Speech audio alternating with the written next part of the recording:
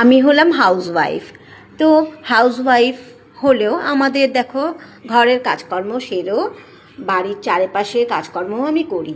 এই যেমন আমার বাড়ির বাগানটা অনেকটাই বড়, আগের বৃহস্পতিবার পরিষ্কার করেছি।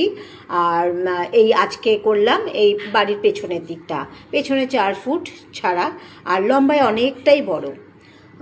তো আপনা হাত জগন্নাথ, যখন লোকজন পাচ্ছি না পরিষ্কার করার, নিজেই করে নিলাম। নিজের বাড়ি, বেশ ভালোবেসেই কাজটা করি।